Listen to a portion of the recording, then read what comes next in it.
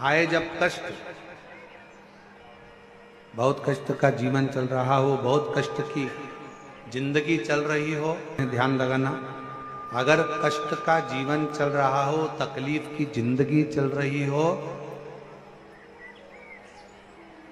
5-7 सोमवार, या तो 5 सोमवार या 7 सोमवार, हाथ में दुर्वा, मान लो ये तुमने दुर्वा ले ली, हाथ में दुर्वा, एक बेलपत्र, और उसी हाथ में अपने घर का भरा हुआ 1 लोटा जल।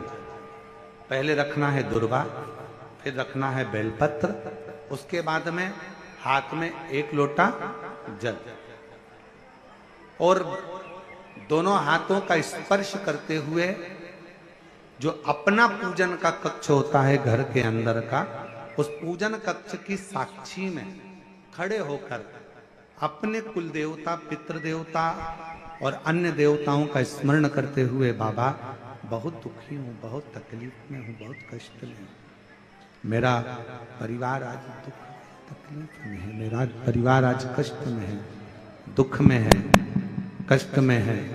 बाबा को अपने मन का भाव कहते हुए, हृदय से प्रार्थना करते हुए, अपने घर के मंदिर से निकलकर फिर उस जल को लेकर शिवालय तक जाओ और दक्षिण की ओर खड़े होकर उत्तर की ओर मुख कर कर जल समर्पित करो। बेलपत्र और दुर्वा दोनों को अशोक सुंदरी वाली जगह पर चढ़ा दीजिए। अशोक सुंदरी की जगह तो सबको मालूम है ना, अशोक सुंदरी वाली जगह पर उस बेलपत्र और दुर्वा को समर्पित कर दो। चढ़ा हुआ थोड़ा सा जल लेकर आओ, घर के दरवाजे पर उसका छींटा दे दो, लेपन कर दो, और बाबा से 5 सोमवार नियम से आप दुर्वा, बेलपत्र और जल का प्रयोग अगर करोगे, 5 सोमवार पूर्ण होंगे, जो तुम्हारा दुख है वो समाप्त जरूर होगा। शिव करुणा जरूर, शिव कृपा जरूर। बस इसमें 3 चीजों का स्मरण रखिएगा, 3 चीजों शिव पुराण कर रही है, इसमें 3 चीजों का स्मरण करिए। पहले नंबर पर दुर्वा, दूसरे नंबर पर बेलपत्र, और तीसरे नंबर पर जब जल चढ़ाकर वापिस आओ तो अपने घर में प्रवेश के पहले देहली पर, चौखट पर भगवान शंकर के अपने घर के द्वार पर शिव का नाम लेकर जल का सिंचन। 3 शिवजी की करुणा का गुणगान करने के लिए 3, जब आप तकलीफ में होते हो तो 3, शंकर को जल चढ़ाने वाला, 1 लोटा जल चढ़ाने वाले के पास 3 को भगवान शिव अवश्य भेजते हैं। दुख को समाप्त करने से पहले 3 को मेरा शंकर आपके दरवाजे पर जरूर भेजता है।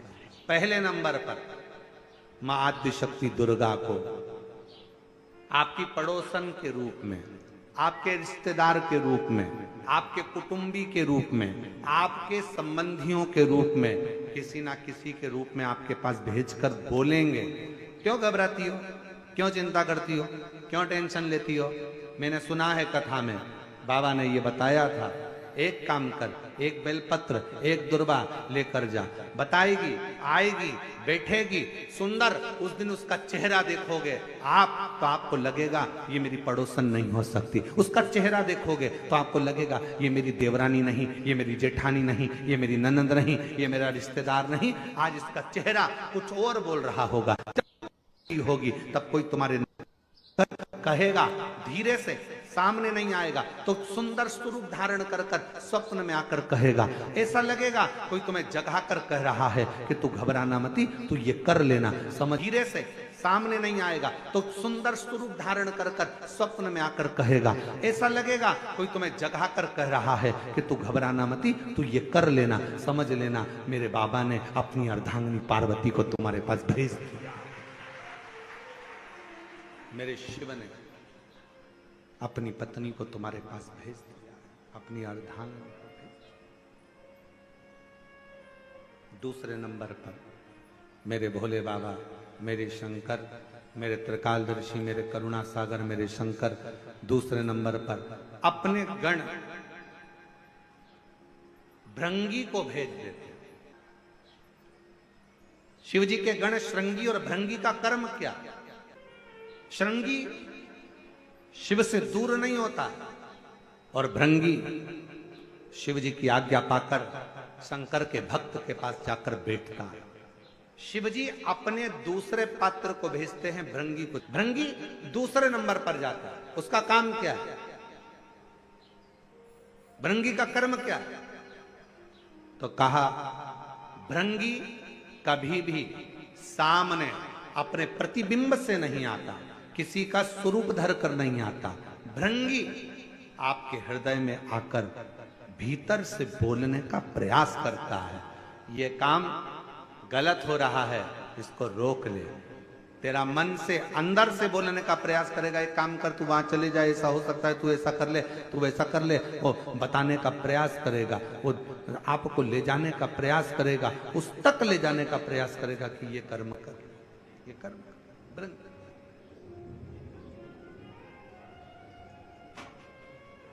दूसरे नंबर पर भृंगी आपके मन की वाणी को शिव तक पहुंचाने का प्रयास करेगा।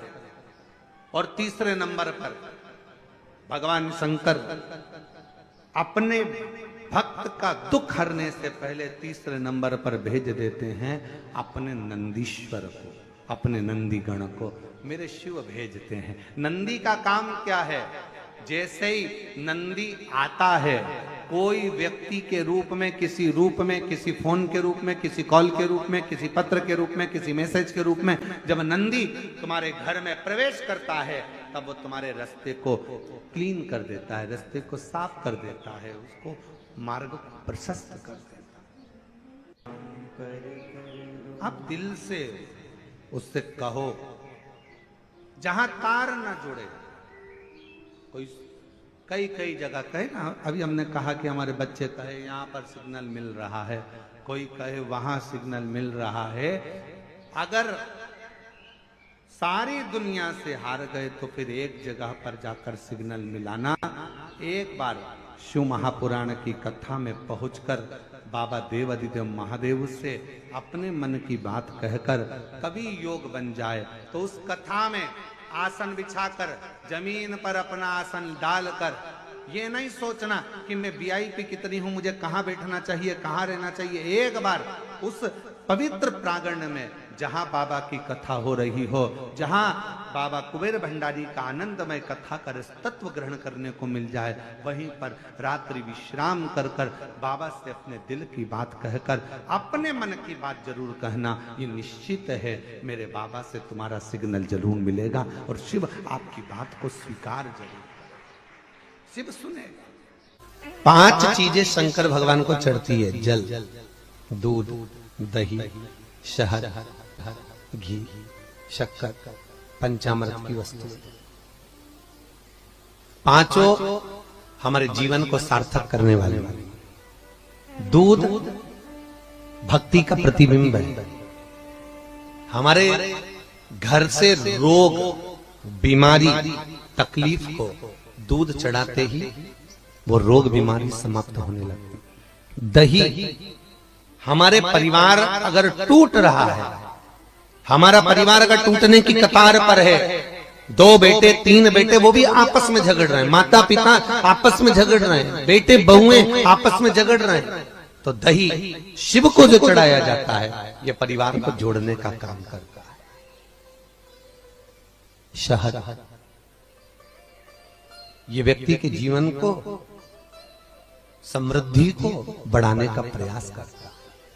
घृत, घी, हमारे घर में किसी की चिड़चिड़ वृत्ति हो तो उसको समाप्त करने का कार्य करता है। शक्कर, मिष्ठान, ये हमारे शंकर को इसलिए चढ़ाया जाता है कि हे भोलेनाथ, हमारी जिंदगी में ना जाने कितनी रुकावटें आई हैं, पर मिष्ठान की तरह वो जीवन हमारा सार्थक होता चले जाए। 5 चीजें शिव को समर्पित होती। पंचामृत, पंचामृत और चरणामृत दोनों को लेने का तरीका भी अलग अलग है। आप लोग लेते हैं, कभी मंदिर जाते हैं पंचामृत चरणामृत?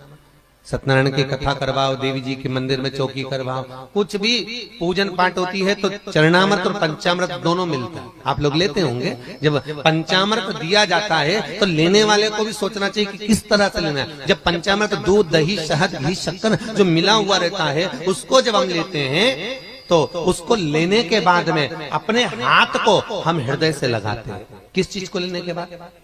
जम के बोलो, पंचामृत, चरणामृत नहीं।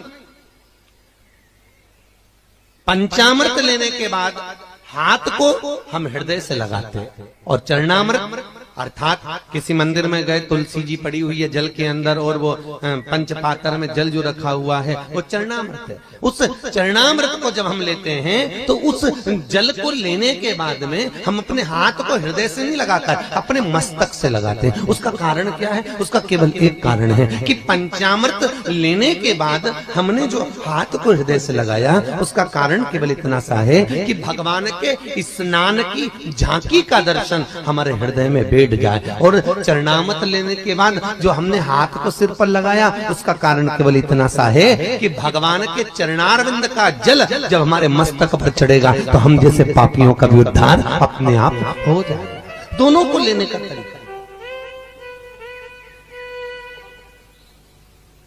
और प्रसाद, कई लोग क्या करते हैं, प्रसाद लेने के बाद हाथ सिर पे रखते हैं। नहीं नहीं नहीं, नहीं, गलत। बहुत ध्यान देना साहब, बहुत सी चीजें हम अपनी जिंदगी में बहुत गलत करते हैं और फिर भगवान से ये विचार करते हैं कि भगवान हमारा कल्याण क्यों नहीं कर रहा, क्योंकि हम गलत कर रहे हैं, हम गलत धारण कर रहे हैं। वो एक व्रत होता है ना, माताएं करती है संतोषी माता का, उसमें क्या नहीं खाते हैं? जम के बोलो, खटाई नहीं खाते। अच्छा ईमानदारी से बोलो, तुम 16 सोमवार शुक्रवार करे तुमने संतोषी माता के, तुमने 10 शुक्रवार करे संतोषी माता के, और संतोशी माता ने तुम्हारी नहीं सुनी तो तुम जगत में कहोगी बताओ माता जी के हमने तो व्रत करे और माता जी ने हमारी नहीं सुनी। पर तुमने व्रत करे तो करे कैसे? तुमने धारण तो करा कि शुक्रवार को खट्टा नहीं खाना है, पर संतोषी माता के व्रतों को तुमने अच्छे से धारण नहीं करा। तुमने उसमें पढ़ा कि खट्टा मत खाओ, पर संतोषी माता के व्रत को अगर अच्छे से धारण करोगी, गणेश जी की बेटी है संतोषी, और संतोषी के व्रत को अगर तुम अच्छे से धारण करोगी तो सबसे पहला प्रसंग आता है कि खट्टा मत खाओ, और साथ में यह भी याद रखो कि खट्टा मत बोलो। अब मालूम पड़े शुक्रवार का व्रत रख लिया, खट्टा नहीं खाऊंगी, खट्टा नहीं खाऊंगी, और सबसे झगड़ा करती फिर रही, जरा जरा सी बात में लड़ रही, जरा जरा सी बात में खट्टा बोल रही, तो व्रत लगेगा? अरे बोलो तो जी जियो, अरे बोलो अच्छे से, लगेगा? व्रत का फल मिलेगा? नहीं। और जगत में कह रही मैंने तो व्रत भी करे पर फायदा नहीं हो रहा, मैंने तो व्रत भी करे कोई लाभ नहीं हो रहा। तो भगवान भी बोले लाभ कहां से होगा? खट्टा खाया नहीं पर खट्टा बोला तो, और खट्टा अगर बोल दिया तो लाभ का होगा? उसका पाप भाव। अब शंकर जी की बात लेके, शंकर जी के मंदिर में गई, वहीं का लोटा, वहीं का पानी, वहीं का महादेव उठा उठा के चढ़ा रही है, तो तेरे को कोई फायदा होगा? अरे बोलो तो जरा जम के। लोटा बेचारा वो कलश किसी दूसरे का, पानी किसी दूसरे ने भर के रखा बाल्टी में, तो कहोगे महाराज जी वो चढ़ाने के लिए तो रखा था तो दूसरे का। मेहनत किसी दूसरे ने करी, बिजली चालू करके लाइट वाले के बिल बनाकर उसने पानी भरा, दूसरे का पानी, दूसरे का कलश, और तुम बड़े प्रेम से उठा के चढ़ा दोगी तो तुम्हें कोई फायदा मिलेगा? कई कई माताएं बड़ी चतुर होती है, कोई पीपल का पेड़ का पूजन हो, कोई आंवले का पूजन हो, कोई बड़गद का पूजन हो, किसी भी देवी देवता का पूजन करने, थाली लगी लगाई मिल जाए, किसी की लगी लगाई थाली मिल गई, रोली, कोकू, हल्दी, मोहंदी सब रखा, सब और सब उठा उठा के सब चढ़ाया, और बेचारी जिसकी थाली थी थोड़ी देर बाद वो आई तो आके देखा तो सब गायब हो गए, सब। और पूज भी रही क्यों, यहाँ सामान रखा था बताएंगे तो कि वो इकाई थी लीला भाई, सब चढ़ा के चली, सब चढ़ा। लाभ किसको हुआ? बोलो जम के, जिसने चढ़ाया उसको कि जिसकी थी उसको। अच्छा जम के बोलो जरा, यहां तक आवाज आना चाहिए। जिसकी थी उसको लाभ। शमी की जो पत्ती होती है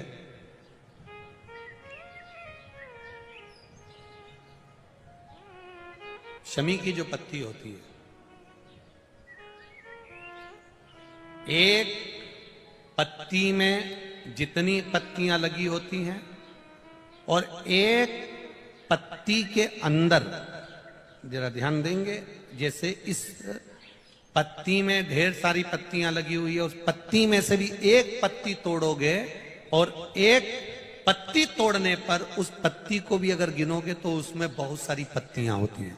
आज प्रयास करना, अगर कहीं आपको शमी की पत्ती मिले तो जैसे ये पत्ती, इस पत्ती को तोड़ा गया, इस पत्ती में से एक पत्ती निकाली गई और एक पत्ती निकालकर आप धीरे से रखना, और उसमें भी बारीक बारीक बारीक बारीक बारीक बारीक बहुत सारी पत्तियां नजर आती हैं। शिव महापुराण की कथा कहती है, जो सोमवार की अष्टमी हो या प्रदोष का व्रत हो या 12 महीने की शिवरात्रि हो या किसी भी दिन प्रदोष काल के अंतर्गत शंकर भगवान को एक शमी का पत्ता कोई भूलवश भी समर्पित कर देता है, तो जितनी एक पत्ती में पत्तियां होती है और उस पत्ती के अंदर भी एक पत्ती को तोड़ने के बाद जितनी पत्तियां होती है, उतने जन्म मृत्यु लोक में मनुष्य के नहीं होते। 84 लाख योनियों में से वो योनियां कट जाती हैं और देव योनि प्राप्त हो जाती है। एक शमी पत्र की इतनी महत्वता है, एक शमी पत्र। कितना सुंदर कहा है।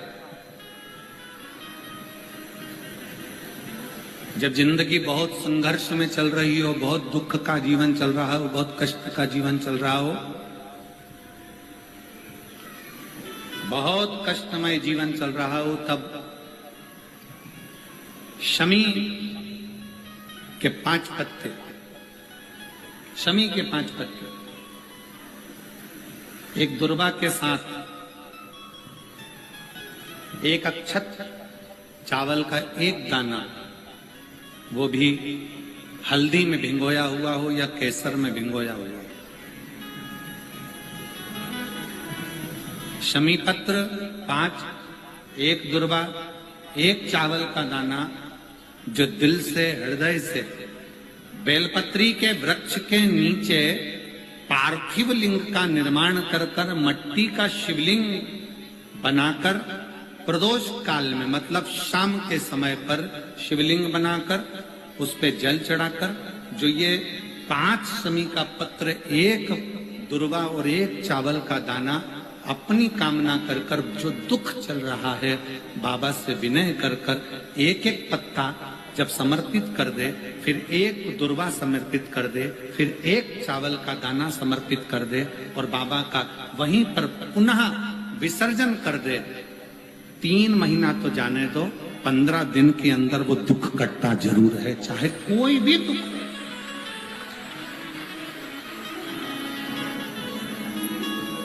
कोई भी दुख क्यों,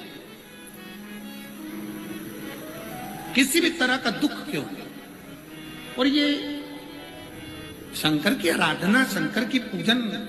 एक बहन बैठी है यहाँ, कई लोग कहते हैं अगर हमारे घर में शिवलिंग नहीं है, शंकर का अगर शिवलिंग नहीं है, तो फिर हम शंकर की आराधना कैसे करें। हम आपसे एक बात कहना चाहेंगे, अपने घर में एक छोटा शिवलिंग होना चाहिए, होना चाहिए।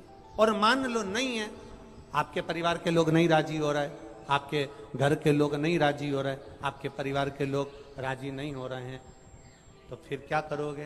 तो कहा शिव महापुराण में सुंदर आनंद के साथ विद्धेश्वर संहिता में कहा कि शिवलिंग नहीं होने पर जब आप मंदिर में दिया लगाते हो, मंदिर में जब दीप लगाते हो, मंदिर में जब दिया जलाते हो, प्रज्वलित करते हो, मंदिर में जब दीप लगाओ तो दीप की जो ज्योति होती है वो भी शिवलिंग की आकृति की होती है। तब उस समय पर ज्योतिर्लिंग का स्मरण करो और अपना कार्य सफल करो। अगर शिवलिंग गला पकड़ रहा है, अगर शिवलिंग मान लो शंकर का शिवलिंग हमारे पास में नहीं है, शंकर का शिवलिंग हमारे पास में नहीं है, तो ज्योतिर्लिपि रिंग की भी आप आकृति कर बनाकर उसकी पूजन कर सकते। ज्योतिर्लिंग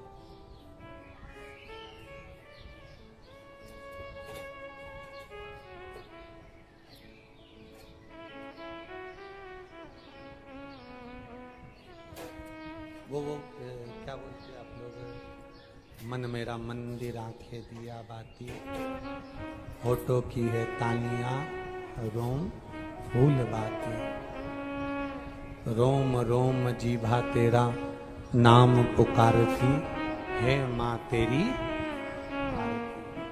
तो जिस दीप को आप प्रज्वलित करते हो, जिस दिए को आप जलाते हो, जिस दीप को आप प्रज्वलित करते हो, उस दिए की जो बाती में जो अग्नि रहती है वो भी लिंग का स्वरूप है, वो भी लिंग का स्वरूप है।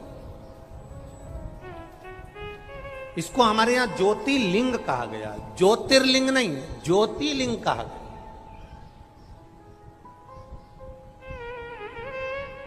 कि एक ज्योति में भगवान शंकर की आराधना करना, भगवान शिव की स्तुति करना, भगवान शंकर की आराधना में डूबना, एक ज्योति के प्रतिबिंब में, एक ज्योति के स्वरूप में। कभी जिंदगी में मौका मिले तो 5 दुर्बा, कितने दुर्बा जम के बोलो जरा, 5 दुर्बा 1 बेलपत्र। कभी अगर मौका मिले जीवन में 5 दुर्बा 1 बेलपत्र, 1 अक्षत, 1 चावल का दाना, और तीनों पत्तियों पर लगा हुआ चंदन। बेलपत्र की जो 3 पत्ती होती है, इन तीनों पर लगा हुआ चंदन, दुर्बा, बेलपत्र, चावल का 1 दाना मध्य पत्ती पर रखकर, जब भी आप अपने हृदय से कोई सरकारी गतिविधियों में कहीं फंस गए हो, सरकारी कोई केस चल रहा है, कोई सरकारी चीजों में अगर तकलीफें आ रही है, तो शिव का नाम लेकर आप अपना कर्म जरूर करना, मेहनत जरूर करना, कर्म के साथ में शंकर पर विश्वास रखकर 1 अक्षत का दाना, 1 बेलपत्र, 5 दुर्बा हाथ में लेकर शिव का स्मरण कर कर श्री शिवाय नमस्तुभ्यम कहकर, अगर श्री शिवाय नमस्तुभ्यम भी नहीं कह सकते, पंचाक्षर मंत्र नमः शिवाय, षडाक्षर मंत्र ओम नमः शिवाय, या फिर श्री शिवाय नमस्तुभ्यम बोलकर शिव को जो स्थान